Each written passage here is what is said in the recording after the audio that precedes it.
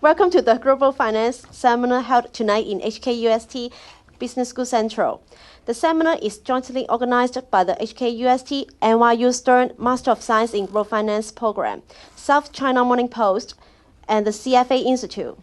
Our keynote speaker tonight is Professor Bruno Solnik, professor with the Department of Finance at the Hong Kong University of Science and Technology, who also teaches at the Master of Science in Global Finance program. His presentation titled Financial Markets and the Eurozone Crisis, Some Provocative Views. After the presentation, Mr. Walter Zheng, Senior Partner and CEO of Asia Pacific Storm Harbor Security, will join Professor Solnik in a panel discussion. Mr. Kenneth Howe, Deputy Editor of SCMP Publishers Limited, will serve as moderator. A 10-minute Q&A session will follow the panel discussion. Somehow I got this opportunity to do a little bit marketing for HKSFA, the Hong Kong Society of Financial Analysts. The society is a 20 years old society. We are celebrating our 20th anniversary. I hope I have some members here. We have 5,200 members in Hong Kong.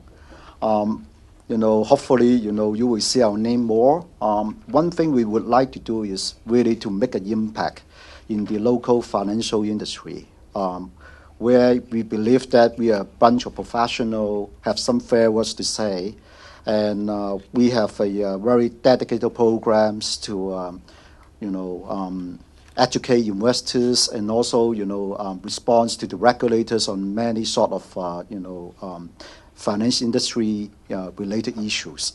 So I do hope we have your support in the future in all sort of advocacies and also activities organized by the Hong Kong Society. As a practitioner, I do have a high hope on tonight's event because I've been talking to a lot of people about this Euro debt crisis. If you talk to American, they all saying to me there's no hope. So it's like a doomsday scenario. If you talk to Europeans, say, no problem, give us some time. We will sort it out, in the next few years. So it's very difficult to get a very balanced view. But as a practitioner, what I try to hear and learn from our distinguished speaker tonight is, what are the opportunities for us, and also how's their view, on how to resolve this, on resolving this financial crisis. I think, it's a very good opportunity for both students, practitioners, and also, professional to hear about. So without any more delay, I pass back the ball to the speaker. Thank you. Every day, if we read the South China Morning Post, or actually any newspapers, you get news about the Euro crisis. News. I mean, last week we got some good news. I'm sure this week we're going to get some bad news, and then maybe also good news. And, the politicians keep talking about it. Give them a sense of existence. The journalists relay all these blah-blahs. I will not talk about these. I want to focus on the fundamentals, on the real aspects. If there is a crisis, what are the fundamentals of this crisis? I'm just going to list now very briefly some statements that I will further discuss. This is not a Euro crisis. This is a Eurozone crisis. Financial markets and politicians have very different objectives. Fixed exchange rate system is explosive. Historically, there hasn't been anyone working. Maybe one exception might be the Hong Kong dollar. Past research has shown that brutal medicine is often better than lingering sickness. Many research on what happened in emerging markets when there were somewhat similar crises. There are real problems, and there are monetary nominal ones. The Eurozone crisis is primarily a real problem. There's always in crisis some very serious underlying problem.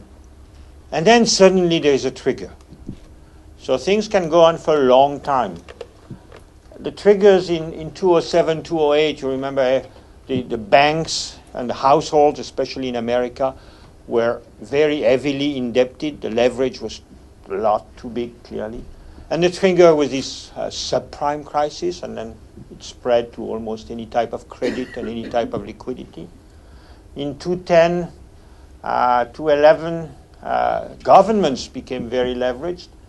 And the problem in Europe was this very creative accounting of Greece. And why it started there, we don't know. But these triggers are very unpredictable. Euro is not under gigantic speculative pressure.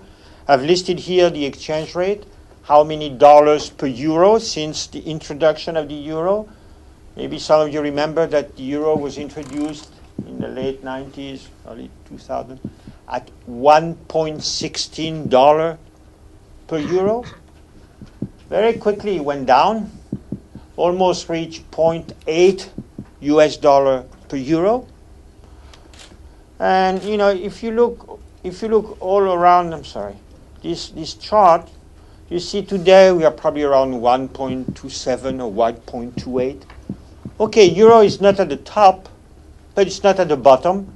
It's above the introduction price. Really, there's not that much speculative pressure. You don't see the ECB defending the euro and so on. Really, the problem is the Eurozone. So there are 17 members of the Eurozone. You remember there are 27 EU members, but only 17 are part of the euro. Now we got big countries like Germany, of course France, being originally French, Italy, Spain, but you also get many small countries. Many countries I would call emerging, like Greece, clearly, Slovakia, Slovenia, Malta. Very diverse historically, very diverse economically, very diverse politically. These are all democracies. That's probably the only common denominator. The history of fixed exchange rate is bad. It has never survived. There have been many experiments, I would say.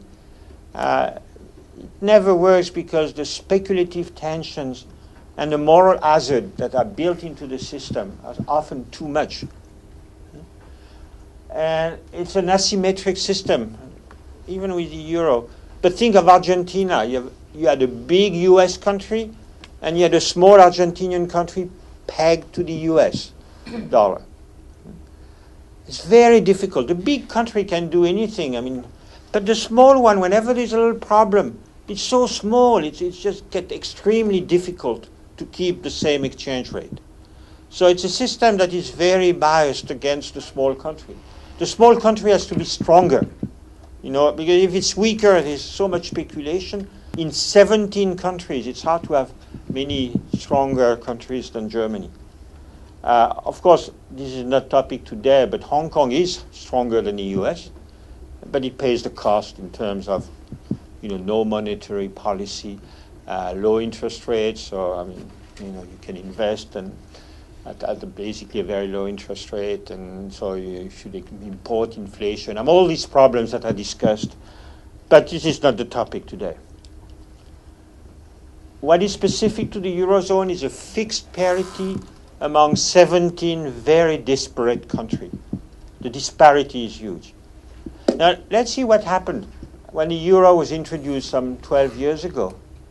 You had the small ones, especially what we call the pigs, Portugal, Italy, Ireland, Greece, and Spain. They got huge subsidies from the EU. Not only in the form of direct subsidies, they got a lot of subsidies to do infrastructure and so on. But they also, for the first time, could borrow on the international market. No one wanted to lend in risky escudos or drachmas. Clearly China didn't want to buy those bonds. But suddenly they could issue in euros, and basically these were sovereign bonds with no risk. They were just like the German bond or the French bond. So they suddenly got enormous borrowing capacity, and they used it. So rather than seeing this as an opportunity to reform, to get into structural reforms that were so badly needed in countries like Greece or Portugal. Basically, they didn't try to get very much more competitive. They just got into free spending. And life was really great in Portugal or in Greece. They got so much money. And this was aggravated by, unfortunately, the credit liquidity crisis of 2007, 2008. Because then the politicians got really happy. They could be Zorros, or Superman, or Catwoman, or Green Lantern. They were saving the world against the bankers. They were really spending and spending to sustain the economies. So that was not the case in Hong Kong, but in most other countries, the Zorros started to really spend so much. So on top of the typical EU or Euro increased borrowing capacity, these governments also tried to stimulate the economy. As I said, the trigger that there were too much borrowing was for Greece and for the rest of the Euro, the creative accounting of Greece that was discovered. But each country has its own specific problem. I mean, in Spain, it's mostly real estate. It was really funny. I think in Spain, they were building 20 airports. Each region, it's a set of regions. Each city wanted its own airport. And because the mayors and the governors sit on the board of all these CAEXA, all these banks, regional banks, of course the regional banks were lending money and issuing bonds on the international market. So it's nice to have a big airport in a small city, but there are no planes going there anyway.